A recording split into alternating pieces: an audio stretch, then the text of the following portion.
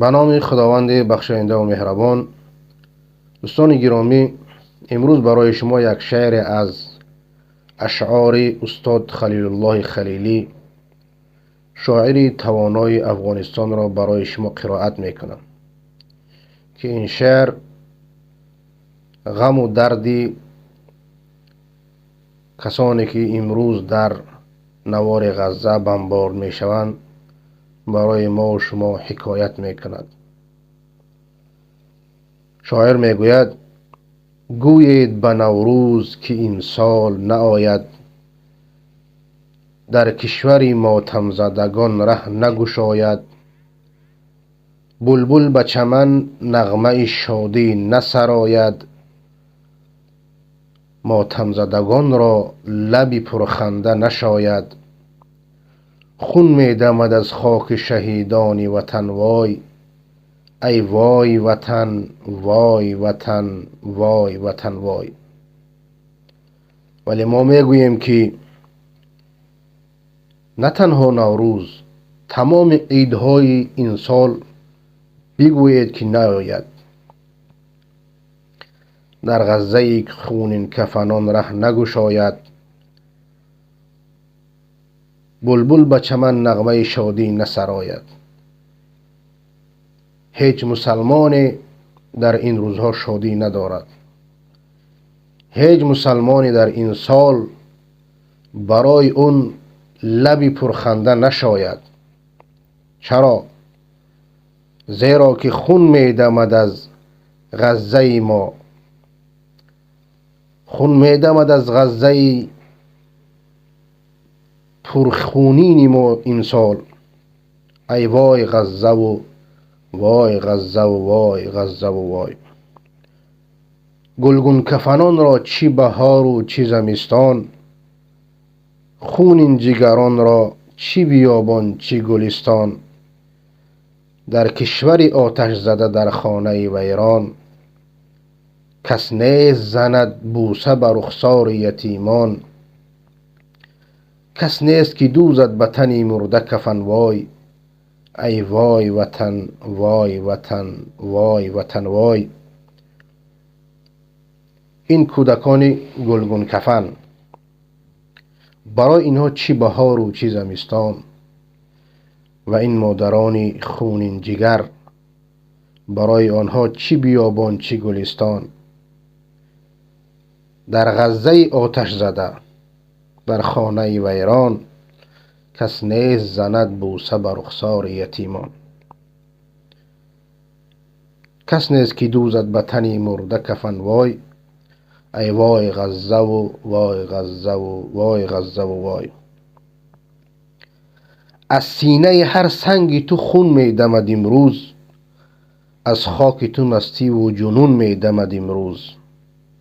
از سینه هر سنگ غزه خون میدمد امروز، از خاک تو مستی و جنون میدمد امروز. آن لاله چی دیده که نگون میدمد امروز، و آن سبزه چرا زرد و زبون میدمد امروز. سرخ است به خون سر و پا و سر و سومن وای، ای وای غزه و وای غزه و وای غزه و وای. باور کنید این شعر را وقتی که خواندم،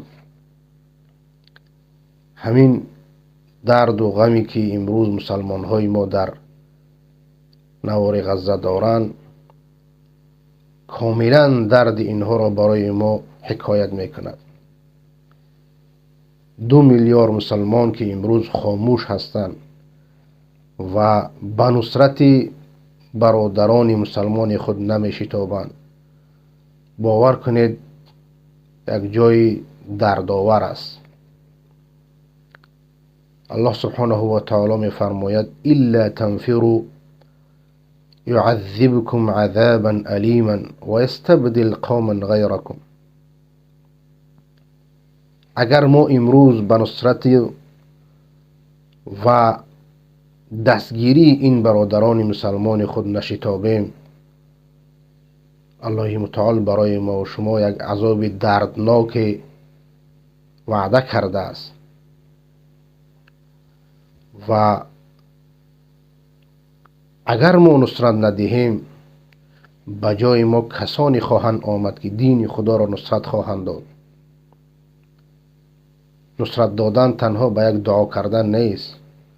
رسول اکرم صلی الله علیه و سلم وقتی که در میدان عمل می آمد و تمام اسباب را مهیا می ساخت، بعد از آن دعا می کرد. فقط به دعا کردن ما جان خود را خلاص می کنیم.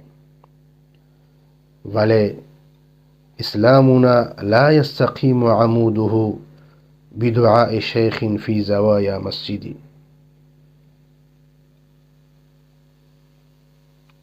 اسلام ما رکن و ارکان آن، ستون اسلام ما تنها با دعا کردن در یک کنج مسجد آباد نمی شود.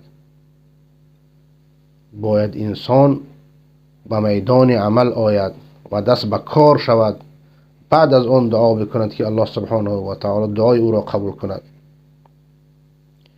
امروز تمام امت اسلام گناهگار است. هر کسی که از نصرت دادن این برادران مسلمان قفانشینی میکند گناه کبیره میگیرد. همه ما و شما گناهگار هستیم و الله سبحانه و تعالی ما و شما را میپرسد که چرا برادران مسلمان تو در غزه، در نوار غزه بمبارد میشدند و بر آنها ظلم میشد، چرا شما به نصرت آنها نشتابیدید؟ 57 دولت اسلامی و عربی جمع شدند، نشستند و همه با هم بیانیه خواندند و گفتند و خوردند و خستند و رفتند. هیچ کس به آنها گوش نداد. چرا؟ چونکه امروز دنیایی است که تنها توانا را گوش میکند. تنها یک کشوری ابرقدرت و قدرتمند را گوش میکند. اگر ما از کشورهای خود یک کشوری ابرقدرت نسازیم، یک کشوری با قوت نسازیم، هیچ کس سخن ما و شما را گوش نخواهد کرد. پس هر کسی که به هر طریقی که میتواند این برادران مسلمان ما و شما را نصرت بدهد، بالای آن فرض است، واجب است. و اگر همه ما و شما از نصرت دادن آنها دوری بجوییم، همه ما و شما گناهگار هستیم. الله سبحانه و تعالی تمام کشورهای اسلامی را قدرتمند بگرداند تا بتواند هر لحظه از هر مسلمان در هر گوشه و کنار دنیا هست دفاع بکند. السلام علیکم و رحمت الله و برکاته.